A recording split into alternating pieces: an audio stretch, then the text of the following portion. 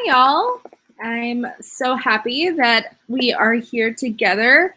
If you can hear me, please make sure to hop onto the chat and let me know that I am heard and audible and that there's no issues. This is going to be our enrollment webinar. If I am moving, it's because my dog has decided that my hip is a place he wants to live, and I'm trying to encourage him to not live there. I apologize. So this is going to be an enrollment webinar. We're going to go through several things together. It probably will take up a lot of the time, but I am going to make sure that we still have time for questions. My big ask of everyone is please do not put questions in the chat. So do not put questions here. So the reason I'm asking that is because they can get lost. They can end up getting pulled way up. It can take me longer to find them. Instead, direct your attention a little bit to the left next to the chat area. There is an Ask Questions tab. Please put your questions there. You can upvote on other people's questions if they're asking something that you also want to know or that was also going to be your question. And let's go ahead and begin. So what is on the agenda for today? First thing is we're actually going to discuss what is enrollment because this is something a lot of students don't understand. A big common issue is students get admitted into schools and then have their admission rescinded because they don't take additional steps. And that unfortunately is something that negatively impacts mostly students from first-generation homes. And so really understanding what is enrollment and how does it impact you. Then we're going to talk about what official documents I need from you for enrollment.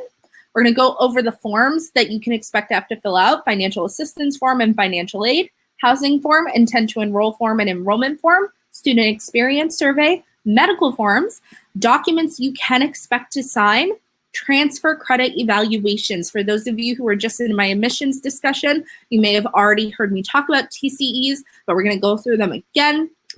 At the bottom, you can see there's international requirements for enrollment. So I am going to try and burn through those. There's a lot. So due to time, if we end up getting constrained, I will follow up with international students afterwards with those steps, just because there is a very long list, and then Q&A. Let's go ahead and begin, y'all. So what is enrollment? Enrollment really refers to the act of becoming a student. So think of it this way. Being admitted is being told you have the option to become a student. Enrolling is saying, yes, I would like to be a student. So you are not a student at Make School until you have completed your enrollment process. And there's a lot of steps that go into this. So let's talk about what are the steps going to look like. First and foremost, we need your official documents. And the official documents we need really depend on what type of student you are. If you were just in my last meeting, Hamza, again, I know y'all were there. I'm sorry, you're going to hear me go back over this. What documents we need are dependent on if you're a first year with college credit, or a transfer student. Any first year student is going to be a student who was admitted by Make School, who is a current high school senior, who graduated high school but never took any college classes, or someone who completed a GED or high school equivalency exam and has also taken no college classes. So that's a first year student. Big note, if you are a high school senior involved in dual enrollment or who did dual enrollment, you are still considered a first year. You can get college transfer credit, you can get credit for those classes, but you are still considered a first year because being enrolled in high school outweighs everything else. A first year with college student, a college credit student, is someone who has completed high school, they've graduated, or they've completed a GED exam or equivalency exam successfully and has taken college classes, but less than 24 transferable credits. And the word we're going to look at right there is transferable. What is a transferable credit? So not all classes are transferable. Not all credits are equivalent. And so let's say you take 40 classes at your school and you're at 23 credits of them being transferable. Maybe you dropped a few classes, maybe you are at a C-. Because you only have 23 that count for transfer, you are considered a first year with college credit. And then the last one is a transfer student. That's anyone who hits that 24 minimum transferable credit. Along with that, there's also something called transfer second degree seeker. It's a slightly different designation. That's someone who already has a first degree from a U.S. institution. So the big thing I want to say, for admissions purposes, if you sent me unofficial documents because of the COVID-19 outbreak, that is fine, but you cannot use them for enrollment. So again, if you have sent me these documents to get admissions decision, apologies, you are perfectly fine. You are okay. We will get you an admissions decision with these unofficial documents. However, to be an enrolled student, we need all of your final official transcripts and test scores by October 1st, 2020. So first years, we need your final official high school transcript after you graduate. So if you've already graduated high school, you can go ahead and order those. If you are currently enrolled for the spring semester, wait until your spring grades post and graduation has occurred, because what we need is a final transcript with your grades and the graduation date. We need to see that you actually had a conferred degree. For students who did a GED or another recognized equivalency program or exam, like in California, we have the CHSP, that is something that we are also going to need a final official formal transcript from. All of these can be sent electronically to apply@makeschool.com or physically to 555 Post Street at San Francisco. Where can you order these? Well, first place to look is always going to be your school itself. So I went to 2 separate high schools, and for that reason, they were in the same county. All I had to do was look up the county itself, Polk County, Florida, school transcripts. By doing that, it actually brought me to a landing page, and on that landing page, it very clearly broke down all of the expected groupings. Are you a current student or a former student? There was a request form. There was a contact number for help. This is the first place you should go. The first thing you should do is actually look up your county or school's process. After you do that, if you are a GED student, you can do the same thing. You want to order them. You want to click on these landing pages and you want to put in Make School. Now, many schools have third-party options. So for example, many schools have third-party options like credentials, eScript, National Student Clearinghouses. I know that in my home state of Florida, if I click on my school, it just redirects me to a third-party service. So you can either check the third-party service right away, or you can, again, go through your school itself, just going ahead and Googling. The third option, and this is something I only advise if you cannot find it those first 2 ways, either by finding your school district or by finding it through the third-party service, is to actually look up Department of Education for your state. So for me, transcripts, Department of Education, Florida. As you can see, there's a landing page. These are things I pulled directly from it. All states save those records, so you can actually order them from the state itself. When I clicked on it, it brought me back to Parchment, which is another third-party ordering service. So again, there's many third-party ordering services. There's a high likelihood your state or district already uses one, but not all of them. I've had some students from places like New Orleans that only use the state system and do not use third-party, that make it a little bit difficult. So I highly encourage you to take the time to start looking up your state's obligations and rules, because depending on if they are still a paper system, depending on how much support they have, this could deeply back up your ability to get these. First year with credits. So just like high school students, we need your final official high school transcript, which you can find from doing all those steps I just showed you. Same thing if you have a GED or an equivalency exam, we will need those transcripts. But unlike high school students, we also need your final official college transcript. It must have all of your final classes, and it must show you as withdrawn and not enrolled in any future classes. The reason for that is it can become an issue of processing, where if it looks like you're enrolled in 2 programs at the same time. So what does that look like? So let's look at UC Berkeley. That's a local program here. All I had to do was type in UC Berkeley order transcript. I was able to pull it up. This again walks you through how to order them. Before you order them, you want to do the next step, which is look at the withdrawal process. Type UC Berkeley withdrawal or the name of your school, and then actually look up what you have to do. Most schools you have to withdraw before you order your transcript if you want it to be a final official transcript. The reason I'm saying this is this last year I had one student who had to order their final transcript 4 times because he kept not submitting the withdrawal form. And because he didn't do that, it kept showing him as planning to enroll for next year. So he had to pay 4 separate times to order the same transcript, all because he didn't submit the form correctly. So make sure to look up what your school's withdrawal process is. You might want to actually call their registrar office, maybe reach out to your advisor, but this is what we need. Now, if you have already left that school, you withdrew previously or you graduated, that's fine. Just go ahead and order those final official transcripts. That should be reflected. Transfer students, same process. We need to see those college transcripts, and we need college transcripts from every school you've attended.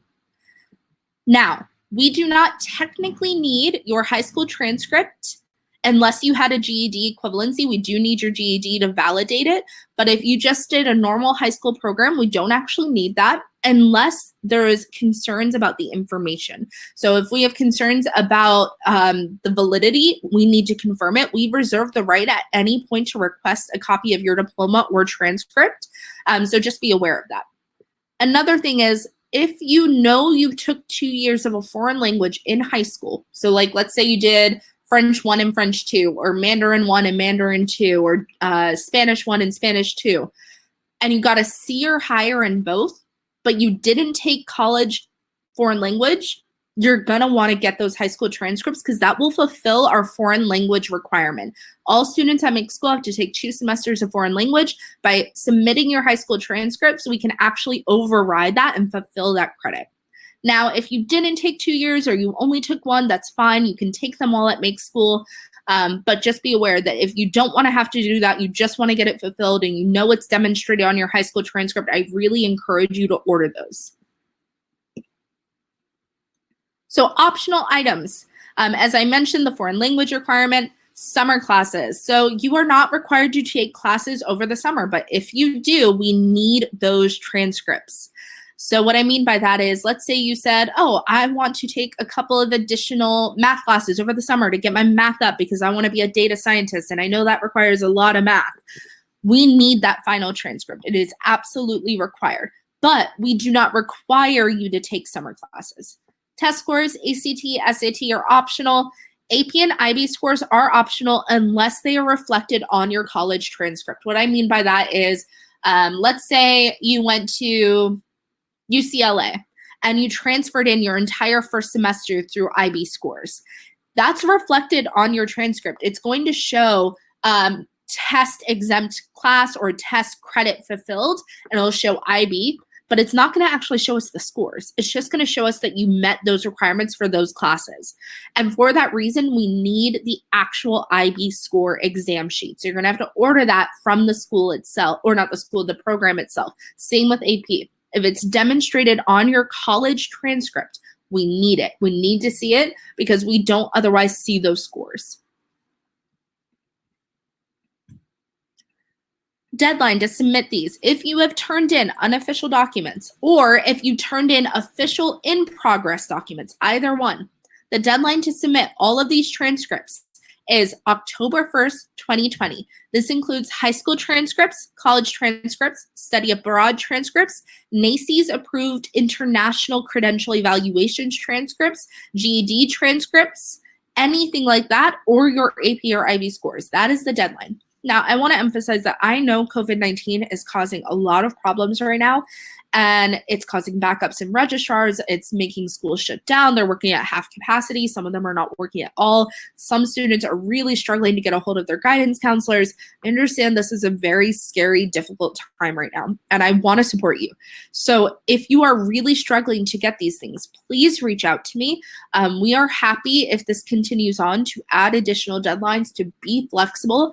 We want to support you and make this easier. So please let us know how we can do that. As long as you're communicating with me, I can make additional deadlines. I can offer extensions. But if you're not communicating with me, then these are the deadlines I have to hold you to, which means you can get holds on your application. You can get holds on being able to register for class. You can get barred from being able to take advantage of some of your financial aid. So really make sure to let us know if you're not able to meet these deadlines. Verification documents. So there are two types of verification documents. There's identity verification documents. For international students, this doesn't really pertain to you because all of you were required to submit passports for your application.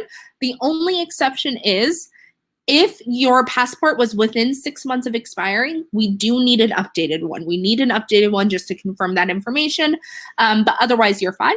For domestic students, we need at least one of these items. So this could be birth certificate, documents for those currently under DACA, documents related to authorized asylees or refugees. It could be your passport. It could be a combination of your state-issued ID or driver's license with your social security card. It could be a work authorization card, or it can be a permanent residency or green card. So we need these to verify that you're qualified to work in the United States after you graduate. The reason that matters is that impacts our ability to offer you financial aid. If you cannot verify that you are able to work in the US after you graduate based on one of these standards, then we cannot assist you in financial aid. I will say it's a little bit less pressing if you're planning to pay out of pocket. If you were planning to pay out of pocket anyway, I mean, we still want you to turn these in. The deadline for this is July 1st, 2020. The reason that deadline is before that October 1st is because these are things you should ideally have. You should have at least one of these bulleted items. If you don't, again, please reach out to me. We can always add exceptions and deadlines, extensions to individuals based on individual cases. But if you don't tell me what's going on, I cannot support you. Verification documents for financial documents. So for international students, we need everything to be dated 6 months before enrollment. So that's March 6th to be able to issue you the I-20. And if you are an international student looking to enroll, please reach out to me. I'm going to put my email in the chat so I can tell you what enrollment documents we are going to need from you, specifically what financial documents. I also have the affidavit of financial support you may have to have signed that I can give you. For domestic students, we need you to verify the information in your financial assistance application. This is a requirement. We need to know that the information you've said is true. And it can be any of these combinations. If you are under the age of 24, that is the age the federal government determines you to be considered an independent person financially. So you are considered legally independent at 18, and you are considered financially independent at 24. For that reason, parent information or guardian information is required. The only exception is if you reach out to us, there's a few things we can do. We can see about getting you a dependency override. We can see if you qualify through either foster care, through being military or veteran. There are some exceptions, but there's very few, and they're very strict. If you are under 24 and you don't fall into one of those exceptions, we do need parent information. We can either do their 1040s, their 1090s, or we can do a statement. Same thing, if you are over 24, we know those same things from you. We can also do bank statements. All of this is listed on the financial assistance form. Where do you send all of your documents? Electronically to apply@makeschool.com. And physically to Make School Attention Enrollment. So for admissions, it's Attention Admissions. For enrollment, it's Attention Enrollment. That just lets us know that these are different documents. 555 Post Street, San Francisco, 94102, California. So financial assistance form, who uses that and why does that matter? This is our operations team. Head of operations is Erin Cooney. Operations manager is Eric Dang. And Ryan Lamvick is our finance manager. The form is this link right here. You can also find it on your enrollment checklist in your application portal. So logging into that application portal that you created when you applied. This is required from all students, even if you are not planning to take financial assistance. Every student is required to do this. The deadline to do this is June 1, 2020. This is so that way we can get you financial award packages as soon as possible. A few things, 24 or younger, you will need a parent or legal guardian. There is a special circumstance portion. If you know that your parent or legal guardian will not be able to support you in this form, you need to take the time to fill out that situation. If you know that your income has had a drastic change, you need to fill out that situation. If you feel like you need a waiver or reduction on your deposit for the enrollment, you need to fill out that situation. So it is very much required for everyone. The next form is the housing form. I already mentioned this earlier. All students, regardless if you're planning to live in the apartments, are required to apply for housing. I may have mentioned this in the admissions info session now that I'm thinking about it. So basically, everyone is required to fill out this form regardless. And the reason is, one, there's a housing exemption form within it. So if you want to live off campus, you just have to fill out the form and the housing exemption form. I don't think I've ever heard of any student being rejected for it. It's just our way of making sure you've thought about the cost and been aware of what this means. Now, the other reason is, let's say something changes and you no longer can live off campus, you need to move into apartments. You know, we can't make guarantees after the year starts, but by having the information on file, we can try as much as possible. The deadline to do the housing form is June 1, 2020. That deadline is based on us being able to match you and assign you with roommates to the best of our ability as soon as possible. Living assistance and financial assistance, it has historically been available to students outside of those living in the apartments. Now, the housing, there's 4 types. There's a quad, which is you and 3 roommates. That's 4. I know how to count. A triple, which is you and 2 roommates. A double, which is you and 1 roommate, or a single. All of these come at different price points. The cheapest is $975 to $1,075 for quads, $995 to $1,150 for triples, $1,095 to $1,300 a month for doubles, and $1,450 to $1,600 a month for singles. The most expensive are the singles. Those we really try and encourage students to only ask for if they have a medical need or another reason that they feel they have to have that space, because it is the most expensive option. Quads are the most in-demand option, but there's only 3 rooms that offer that. So there's only 12 beds within the quads altogether. So that is very much first come, first serve. And then just being aware that, again, you are not required to live in the apartments, but you are guaranteed your first year. You are not guaranteed your second.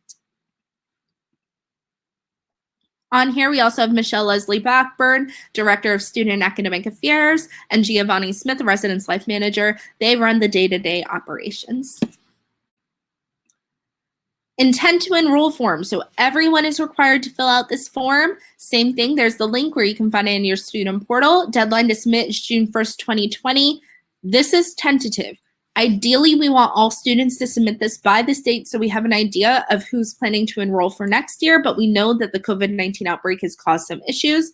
There are 3 options, yes or no, which are very straightforward. If you answer no, you will get a drop-down menu and we'll ask why. And then unsure. Unsure is for anyone who's still waiting on decisions from other schools, anyone who still wants to wait for their financial aid application, anyone who may decide to defer. And this is really important for us. It allows us to make important decisions about staffing, to see if we need additional faculty for next year, to determine if we need an additional building for apartments. It allows us to determine large-scale events for student experience. It really helps us make a lot of important decisions about the life that you will have. And as we're likely going to be at least 50% online next year, that support is even more important, and having this information early on is even more important. The duck. So this is Ducky. This is Jordan's dog. For anyone who has not seen her, the duck is one of the most important enrollment steps. Everyone becomes friends with the duck eventually. I did decide to add an entire slide of the duck just because I felt like this is a lot of material and we deserve a smile. Also, I love Jordan's dog. I have my dog too, and he's hearing me say this. Pippin doesn't like how much I love Ducky, but Ducky is my work dog. Student experience survey. So student experience survey, this is super important for Megan Diaz, our manager of student experience, and Lisa Tran, our student experience coordinator, also the person who's coordinating our Google CSSI program. They need this to be able to gauge who you are and where you might fit into campus and how they can support you. This is also really important in terms of helping us potentially match you with coaches and mentors. Why does that matter? We at Make School really believe that the ability for students to be successful depends more on mentorship and coachability than anything else. This we find to be particularly true with first generation and low income students. So we find that by having coaches and mentors, our students from traditionally underrepresented backgrounds perform much better than at other programs. Now, you don't get your mentor right away. That's usually around week 3 or 4, but these surveys help us determine who's going to be a great pick for you. It also helps them figure out clubs, leadership positions, and even lets them know if there's any medical or dietary needs they need to be aware of when they're planning campus events. Medical forms. So medical forms are very, very important. Students are required to turn in these medical forms. You have 3 options. You can either, option 1, turn in the medical forms with all required records. 2, go to a doctor and have a doctor, nurse, PA, anyone who's a medical professional fill it out. Or 3, turn in the medical forms after getting blood tests done and submit the blood test with the medical forms. So what are these documents that you need? There's several. For required, we need 2 vaccines of MMR, a negative TB test within 12 months, a Tdap, DTaP, or TD vaccine or booster that is within 9 years, or a booster within 9 years, meningococcal vaccine and or booster. The vaccine has to be administered within 3 years or a booster within 3 years. Varicella vaccine, which is chickenpox, either 2 doses or presence of antibodies. That's the same one as the MMR. Both have 2 doses or presence of antibodies, meaning that you had the disease when you were younger. Suggested but not required are Hep A vaccine, Hep B vaccine, HPV vaccine, and meningococcal group B vaccine. As shown by the current COVID-19 outbreak, this is what happens to the world when there is literally just one virus that no one's immune to. Herd immunity is very important since we are in a small urban space. We need to make sure our students are safe. We need to make sure that our staff are safe. The only exceptions we make are for those who have verified medical needs. We do not make religious exemptions. So if there's a religious or philosophical exemption, we will not make it. You have to provide this. Now, the ideal deadline for this would be, here are the 3 ways you can do it. Again, complete it yourself with the medical forms, or you can complete the medical history half with the medical exemption form. So if you need the medical exemption form, make sure you ask for that because it's not on our website, but we do have it. Last but not least, on this side, we have transfer credit evaluation. So all TCs are done by our partner university, DU.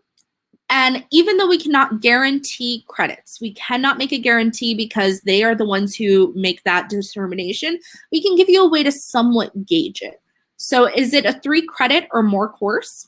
Typically, if it's 2 or 1 credits, we will not bring it over. The only exception is if it's a 3 credit science class with a 1 credit lab or a 4 credit science class with a 1 credit lab. With that, we'll usually make an exception because it's coming together.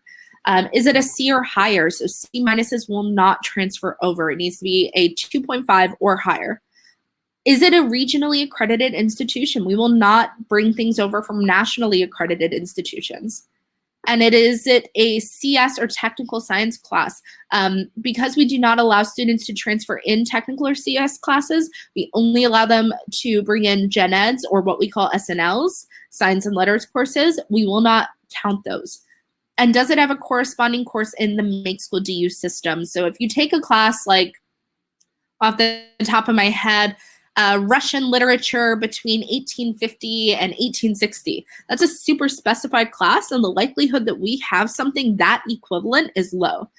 When I say equivalent, please be aware that they don't have to be identical. It doesn't have to be Russian literature 1850 to 1865 at your school and the same thing at DU, but it would need to be like Russian literature 1850 to 1865 and at DU, Russian literature 19th century. Like, you would have to demonstrate that there was an overlapping of large information and core skills that you developed.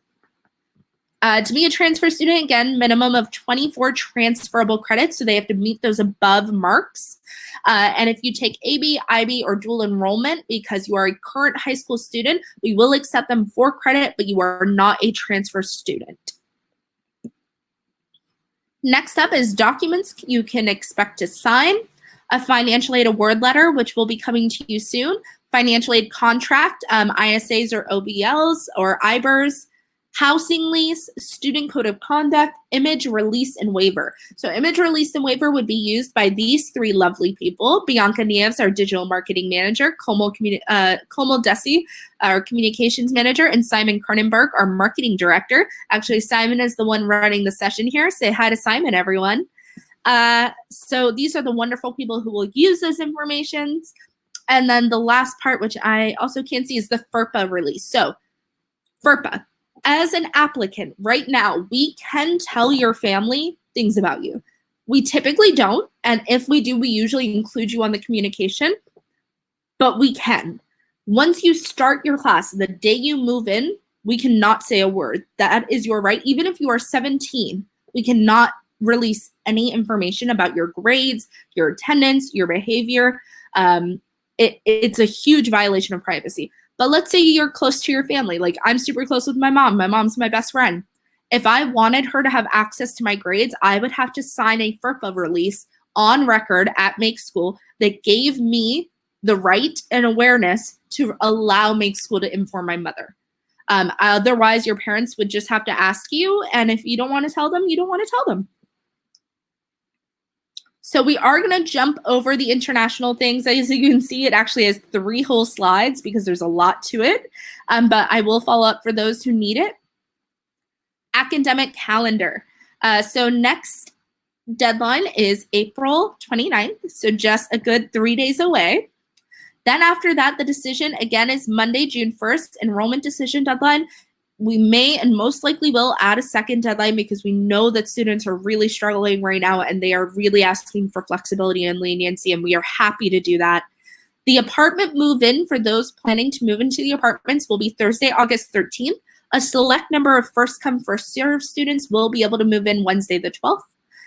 Orientation will be Friday, August 14th through Tuesday the 17th, and classes will begin Wednesday. And now, COVID response, please check our website. I cannot emphasize this enough. Please check our campus response plan. It is updated daily. Literally just Friday, we got the okay from DU to offer a 50% online for those who need it. So we are updating things in real time constantly. Please make sure you're watching those things. Also watch the Crowdcast video with Dan Morse, a lead instructor, and Jeremy Rossman, our co-founder. There's a lot of important information in that. The only thing that won't be on there is the fact that we are now offering 50% online for next year. And FAQ, and these are some more of our awesome faculty. When is the last day to make a decision if you want to enroll at Make School? June 1st, 2020. And again, there is a chance that we will add an additional deadline to that. But in this moment right now, Sunday, April 26, 2020, that is the deadline. Since I don't have a job, my parents will help pay for all my expenses. Are they considered my financial sponsors? If so, will they need to submit their 1040s and other financial info? So Frederick, that depends. If you're a domestic student, and at Make School, we define domestic differently. We define domestic as U.S. citizen, U.S. permanent resident, DACA, DACA, and approved asylee and authorized work visa. Yes. So if you fall into one of those 5 categories, you are considered a domestic applicant to make school. They will not need to sign an affidavit of support that's specifically for international students. So those are students who do not fall into any of those categories. Those are students who are applying for what's called an F1 visa to attend make school. They are the ones who need to have a financial sponsor affidavit. If you are under the age of 24, however, if you are under the age of a 24-year-old and your family is a domestic student, meaning you fall into one of those 5 categories, then your parents will have to fill out the financial assistance form with you and submit their documents, yes. As an international transfer student, if I've already submitted the transcript of high school and current school, do I still need to submit the transcript again? Not for your high school, because I know, Yin, you already graduated high school and I already have your transcript from your college abroad. For the college you're attending in the US, we will need your final grades after the spring and any grades you take in the summer, but not any of your stuff from your home country. You're good. Is it possible to access the presentation or information provided on the housing form slides? That should be all on our website, but if not, I can follow up and send it to you. The IRS has extended tax filing deadline to June 15, 2020. Hence, my parents have not yet filed their 2019 tax return. Will Make School extend the deadline also for submitting a copy of parents' 2019? In a one-off situation, yes, we will look at individual cases like that and add extensions. As a general rule, most students will not fall into that bucket, but yes. What do you mean by 50% online? So because of the COVID-19, if the pandemic does not 100% go away over the summer and we get 100% national clearance to move, we expect to offer 50% of our classes synchronous online, meaning that we will have video streaming in real time where students can remain at home and still learn the material. This will be really good for students who maybe might be in states where they have orders not to leave. This may be good for students whose families are essential workers who are worried about leaving at a time when their family may want support. This is good for students who maybe just really aren't comfortable coming to California right now because of everything going on. Basically, what it would allow you to do is start the program at home from your house for the first semester, and then in the spring, once the pandemic is hopefully over, enroll. If the pandemic is not over and we have to push through the spring, we will. At this moment, our plan is to start everything in January. The only exception is if 100% of this goes away over the summer and it is safe for us to allow students back in the building, we will expect everyone to come on site then. If I want to move into make school housing, but with the COVID-19 situation, can we accept housing assignment for January 2021 instead of August? Yeah, that refers to what I was talking to. If you personally feel safe and we don't have restrictions, you may also potentially be able to move in August, but that's going to depend at that time. For first-year students, if one decides to stay in their home state for the fall to SF, is housing guaranteed? Yes and no. It will depend on space. It will depend on space and how quickly we can get people in safely. I'm deferred but filled out the financial aid form beforehand. Is there anything I currently need to do in regards to these documents and email updates about my aid? No, if you do decide to enroll for 2021, you'll need to fill out your FAFSA for 2021-2022 when it opens on October 1st. For those who don't know, FAFSA opens October 1st of every year.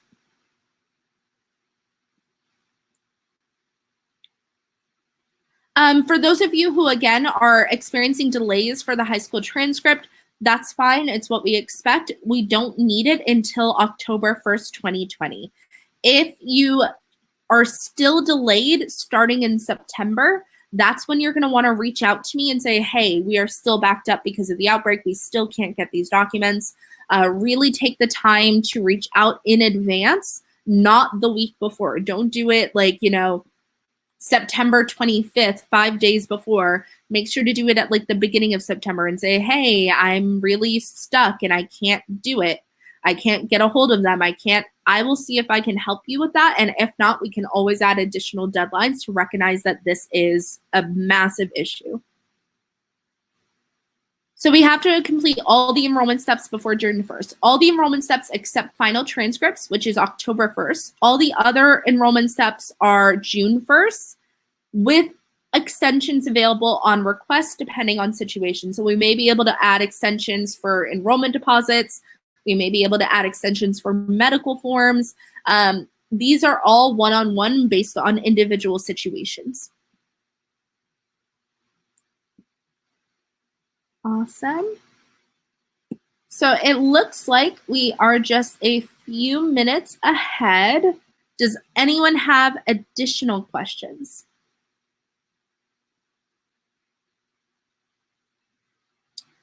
Is every domestic student required to fill out the FAFSA? Yes, every domestic student is required to fill out the FAFSA. For anyone who has financial aid questions, please make sure that you go to the meeting later this afternoon at 1:45 with me and Jeremy. Jeremy will be leading it and I'll be supporting him.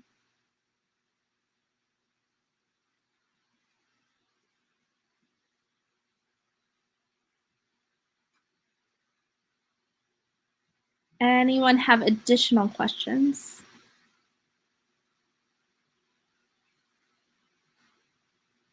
No?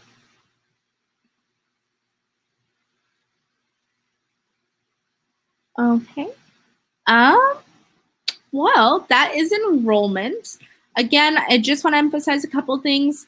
I know that these deadlines are coming up and students are stressed. Really, I cannot stress it enough and emphasize it enough. Reach out to us if you're struggling with these things, if you're having a hard time getting a hold of these things. We want to help you. We are happy to give extensions. We are happy to make things easier for you. But if you can't tell us in advance, we can't help you. Oh, a couple more questions.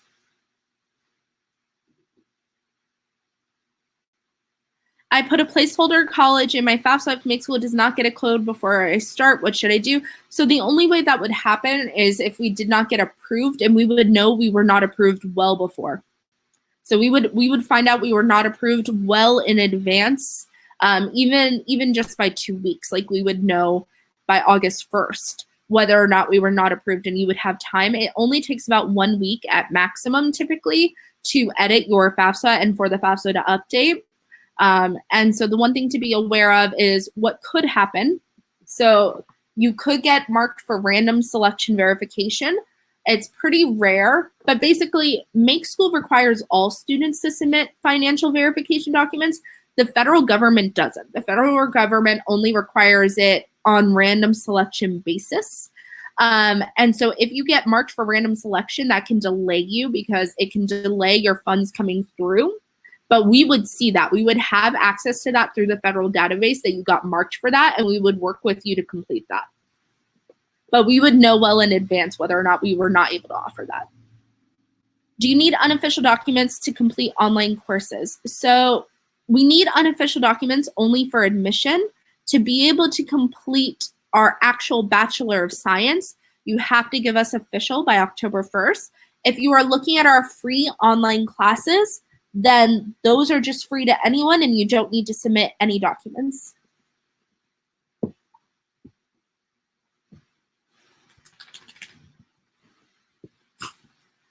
So again, yes, for your situation specifically, because you're already in the US on an F1 visa, you should be fine.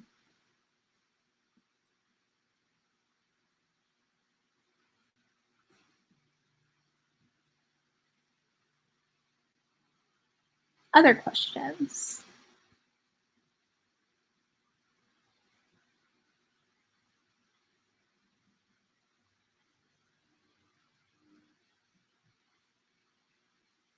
No? Okay. Oh, you're welcome. Well, if that's the case, I will let us, oh, nope, one person coming in. So if you log into your application portal, it will tell you any changes. It'll tell you if there's additional documents. It'll tell you if you have an update. definitely make sure to take the time to check your application portal every day.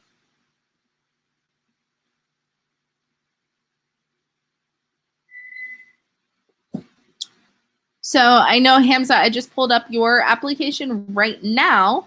And yeah, the documents for enrollment are listed there and they're good.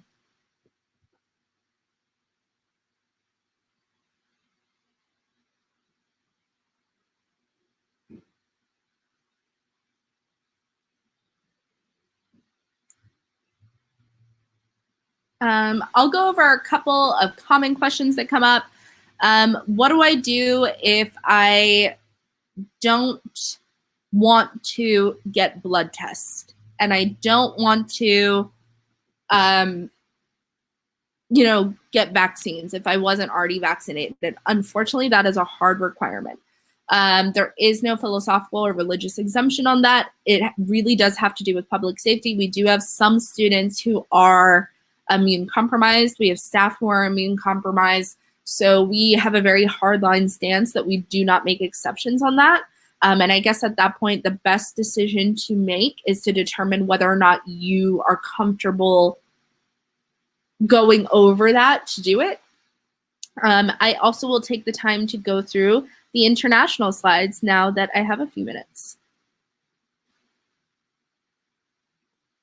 Simon, can you pop those up? Okay, so first things first, we're just gonna run through a breakdown of things that are required from all students, international students included. Pay the one-time, non-refundable $250 enrollment fee. So again, this is a non-refundable one-time fee. Domestic students may request a waiver or reduction in the financial assistance form, but international students cannot. Complete the domestic financial application form for domestic students. International students, you would have already completed your international financial aid form, so you're good on that. Sign your financial aid contract after it's sent. Complete the housing application form. Pay the one-time partially refundable $500 housing deposit. That's for those who are living in the apartments. Complete the student experience survey. Submit your medical history and proof of immunization form. Current students must submit their high school transcript once they graduate with their final classes. And that needs to be official, sent by October 1st, 2020. For international students, we need a NACES approved independent credential evaluation. Same for college transcripts. And then for advanced placement, IB, or any other exams, you want to order those scores. So that's all students. For international students who are not current F1 visas, we need to issue you your I-20 so that you can pay your CVIS fee to get your F1 visa. So you need to receive your formal admissions letter from Dominican. You will get that letter once you complete all the steps that were just in the first slide. You need to confirm your home address, and it cannot be a PO box. You need to send us your active, up-to-date passport biometric page. So that's the main page in your passport from your home country. If the passport you submitted when you applied was active, meaning outside of 6 months, then it's fine. You need to submit proof of financial eligibility. So those are going to be bank statements that have been signed, dated, translated into English and USD, and dated no earlier than March 6th or March 12th. Sorry, March 12th. So that's 6 months prior to being able to enroll. And you need to submit a signed and notarized affidavit of financial support. That's apply@makeschool.com to get that form. This is something your parents or guardians will have to sign. It needs to be notarized, confirming that they plan to financially support you. Once you receive your I-20 from DU, you need to pay your CVIS fee, aka the I-9001 form. And then you need to schedule an F1 visa appointment with the US Embassy. When you go for your visa appointment, bring everything. Bring copies of your credential evaluation. Bring copies of your transcript. Bring letters of support showing that you have a strong tie to your home country. Bring your passport. Bring your current F1 visa, or not your F1 visa, your I-20. So you cannot bring a copy. You need to bring the actual I-20 to show them that it was issued. Bring your CVIS fee paperwork showing that you paid it. What you need to do is bring everything so that way they can easily approve you. If there's anything that is questionable or doesn't make sense, they may not approve you. They may make you come back. Once you get your F1 visa, you're going to scan that and send it to us. After you get your F1 visa, you're going to get health insurance, and your health insurance needs to include primary, emergency, and psychiatric care, and you need to send that proof to apply at makeschool.com. For students who already have an F1 visa, you're going to receive your formal admissions letter from DU once you complete all the steps from the first of the 3 slides. You need to confirm your home address, and it cannot be a P.O. box. You need to send your active, up-to-date passport, same as the previous slide. If it was outside of 6 months before, it should be fine. You need to send your proof of financial eligibility, same thing as before. You need to send your scanned copy of your current I-20 form. So you need to scan all 3 pages. We need to see every single page. After you do that, you need to send your final official college transcript from your U.S. school. Do not have your DSO sign your transfer of I-20 until you do these steps. After you send your transcript that shows your withdrawal with your final grades, you're going to send your up-to-date visa. You have to show your visa is in good standing.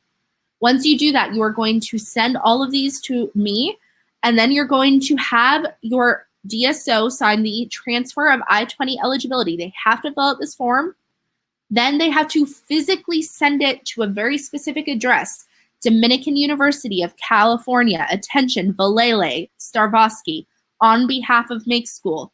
And then it's 50 Acacia Avenue, San Rafael, California, 94901. You need to have them send the physical copy of the transfer of I-20 form there. Before they send it, they should scan it and send it to our team so we know that it's been signed. After they scan it, they should send it to that address. And then the last thing is to send us your insurance. Once that happens, our DSO, Valele, will issue you a new I-20 and send it to the address you list. So those are the steps for international students. There's a lot, but they are very important. They have to be done in this order. Are there questions about international students?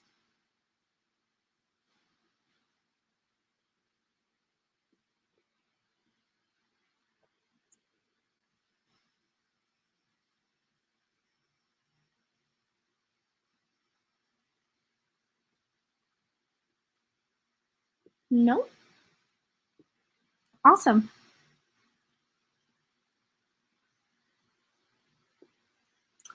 Well, y'all, we're just about 7 minutes out, so I will let you go. I know we went over a lot of material. I know that it can be a little bit overwhelming. If you have questions, let me know. My goal is also to send out these slides and this information again sometime next week so you have it written down. And if anything comes up, just reach out to our team. Bye.